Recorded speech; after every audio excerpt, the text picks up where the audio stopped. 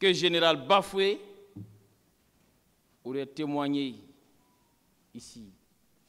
Je ne sais pas si nous parlons du même général Bafoué, parce que hier, j'ai pris tout mon temps pour vous donner lecture de ce que le général Bafoué a dit ici. Il a été très clair. Il a dit qu'il n'a pas vu Toumba avec une arme, que Toumba est arrivé pendant que les tirs étaient en cours, et il n'a pas vu Toumba commander une troupe. Donc, je ne sais pas si ses confrères ont suivi le même débat que nous autres dans ces prétoires. Monsieur le Président, il lui reproche aussi le fait d'avoir dit que l'armée est un nom commun. Est-ce que cela peut être considéré comme la preuve d'une culpabilité? Le fait de dire que l'armée est un nom commun. C'est comme si je disais l'avocat était un nom commun. C'est comme si je disais magistrat était un nom commun. C'est comme si je disais menuisier était un nom commun. C'est comme si je disais mécanicien était un nom commun. Est-ce que cela suffit pour que tout avocat, tout magistrat, tout menuisier qui se rendrait coupable d'une infraction, que l'on puisse engager la responsabilité pénale de tout avocat, de tout magistrat, de tout menuisier, de tout mécanicien?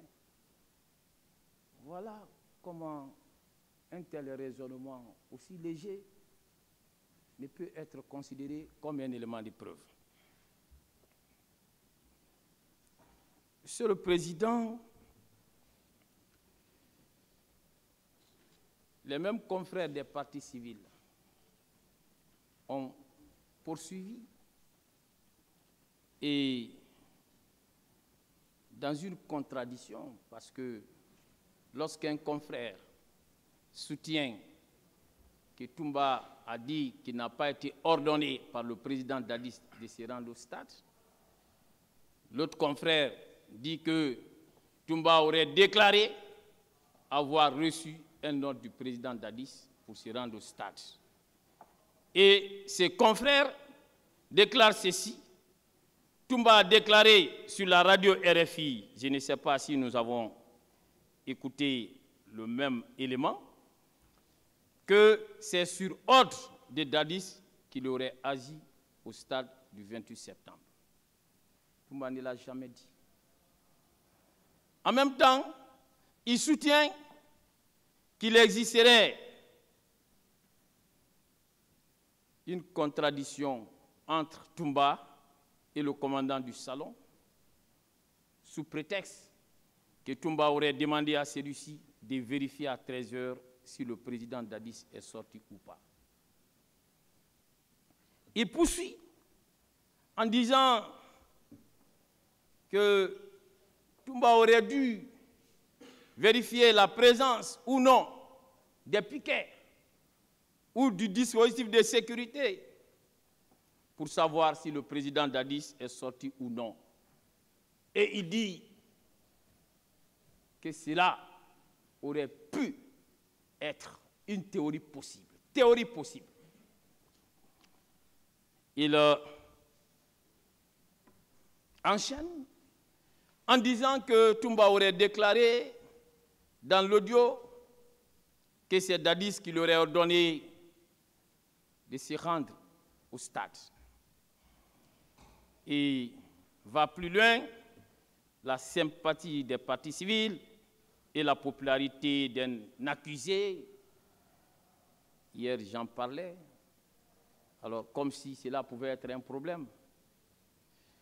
Et il termine, ses confrères, en faisant état d'un procès verbal d'audition des partis civils en date du 26 mai 2010, qui est celui de M. Mamadi Kourouma, et il se sert de cela comme une preuve, et il va jusqu'à dire que celui-ci est décédé, que sinon une confrontation entre mon commandant et cette partie civile serait explosive. Monsieur le Président, je commence par relever qu'il n'y a aucune contradiction, aucune, entre les déclarations de mon commandant et celles du commandant du salon qui a comparu ici, et que cette contradiction n'existe que dans l'imagination fertile de celui qui l'invoque. Jamais de contradiction. Monsieur le Président, et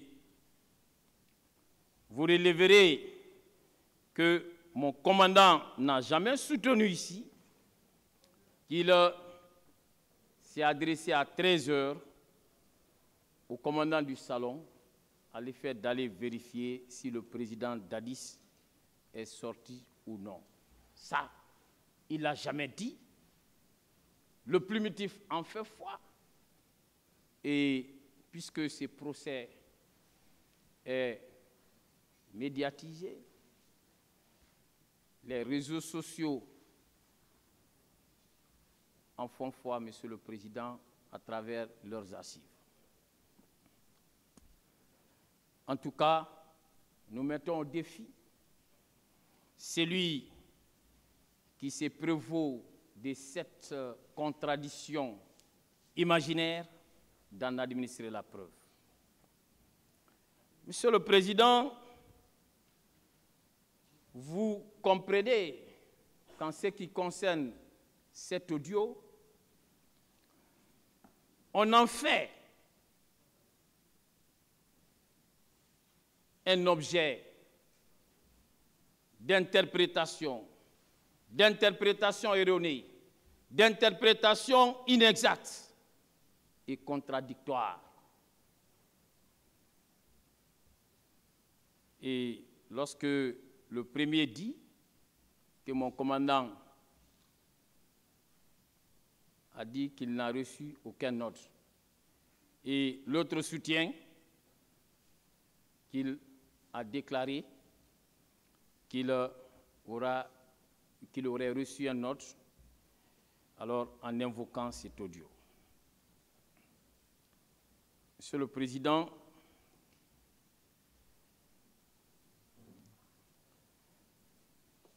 il est extrêmement important que vous relevez ces contradictions qui ne proviennent que des interprétations erronées de ce que mon commandant a eu à dire. Et dans cette salle, il a été clair, puisqu'il s'est aperçu que les uns et les autres sont en train d'interpréter son propos. Et il n'y a pas meilleur juge pour pouvoir interpréter un propos que celui qui en est l'auteur. Donc, lui-même, il a été clair, puisqu'on ne peut pas être plus royaliste que le roi, il a précisé le sens de ce qu'il a dit. Il a dégagé un principe. Il a dit qu'en principe,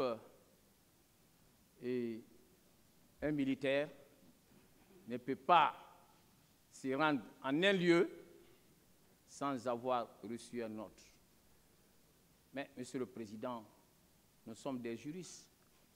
Nous savons tous que ce qui fait la beauté d'un principe, d'une règle, ce sont les exceptions. Il peut y avoir des situations exceptionnelles.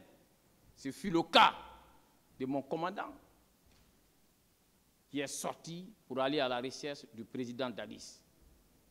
Donc, En ce qui le concerne, je crois que l'équivoque sur ce point est levé. Monsieur le Président, pour ce qui est de la question relative à la théorie possible, pourquoi il n'a pas vérifié la présence des piquets? Pourquoi il n'a pas vérifié la présence du dispositif de sécurité? Monsieur le Président, je le dis, et sous votre contrôle, bien entendu, mais je sais qu'au-delà de ces palais, il y a d'autres militaires qui nous suivent. Ils savent bien qu'au moment où mon commandant sortait, il n'y avait pas de dispositif de sécurité. Lorsque le président de la République doit se déplacer, le dispositif quitte avant lui, le précède sur les lieux où il doit se rendre. 48 heures, bien avant. C'est pour pouvoir assurer la sécurité des lieux. Ça, c'est une évidence. C'est toujours le cas. Mais comment voulez-vous que mon commandant constate la présence du dispositif en charge de la sécurité présidentielle en ce moment? Donc, ce n'était pas possible. Il n'a constaté la présence d'aucun dispositif. C'est pourquoi, comme d'habitude, il est allé à la recherche du président Dadis. C'est ce qui s'est passé. Mais il est aussi important de rappeler que M. Mohamed Condé Di Escobar a été clair ici. Il a dit qu'il a procédé à la vérification de la présence du président Dadis dans sa chambre à 3 reprises.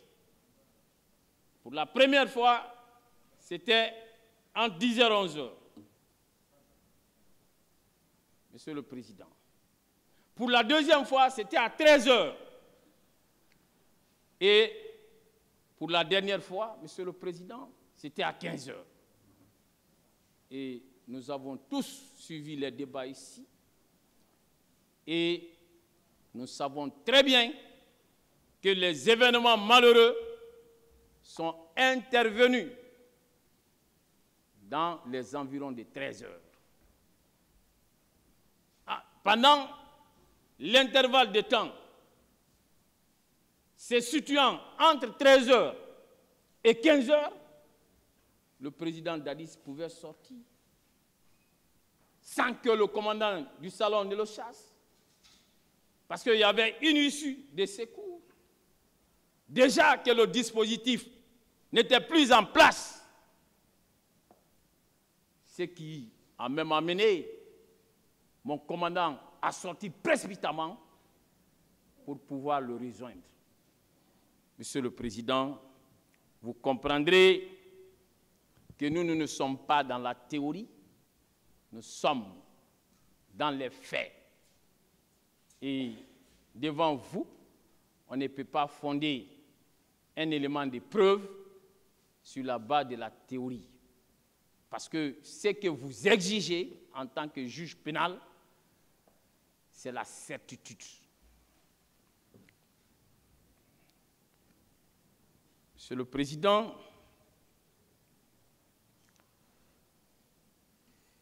et quoi qu'il en soit, les déclarations qu'on lui attribue et qui auraient été tenues sur la radio RFI, les antennes de la radio RFI, à travers une interview, la question juridique qui se pose est de savoir est-ce que pouvons-nous valablement, légalement, juridiquement, Monsieur le Président, opposer cette déclaration à mon commandant. Monsieur le Président, la loi guinéenne ne le permet pas. Parce que les dites déclarations ont été tenues à un moment où mon commandant ne s'était pas encore entretenu avec un avocat. À un moment, Monsieur le Président, où il n'était pas encore assisté par un avocat. Ici, c'est le cas, le législateur guinéen est très clair, aucune juridiction ne peut, sur la base de telles déclarations, se fonder pour entrer en condamnation. Je vous donne la lecture du dernier alinéa de l'article préliminaire du Code de procédure pénale qui dispose que, en matière pénale, aucune condamnation ne peut être prononcée contre une personne sur le seul fondement des déclarations qu'elle a faites sans avoir pu s'entretenir avec un avocat et être assisté par lui. Monsieur le Président, cela est clair. Nul ne peut rapporter la preuve dans cette affaire que mon commandant, avant de tenir ces déclarations qui lui sont attribuées et qui font l'objet de toutes sortes d'interprétations erronées et inexactes, qu'il a pu s'entretenir avec un avocat et qu'il était assisté par un avocat. Sur la question, Monsieur le Président, vous me permettrez de vous donner deux jurisprudences et deux jurisprudences guinéennes. Je ne chercherai pas ailleurs. Deux jurisprudences dans les annales judiciaires, bien entendu, de notre cher pays. Monsieur le Président, la première jurisprudence concerne l'affaire que nous avons tous connue, l'affaire appelée l'attaque du domicile du professeur Alpha Condé. Monsieur le Président, dans cette affaire, nous nous rappelons que la cour d'assises, et c'était d'ailleurs la dernière cour d'assises, parce que après 7 sessions d'assises, il n'y aura plus de cour d'assises en République de Guinée en raison des réformes, en raison des innovations contenues dans l'actuel Code de procédure pénale. Nous nous rappelons qu'à l'occasion de cette session d'assises, Madame Fatou Bagar et M. Aobé et autres ont été condamnés. Nous nous rappelons aussi, Monsieur le Président, que cette condamnation a été cassée. L'arrêt de cette condamnation a été cassé en toutes ses dispositions par la Cour suprême.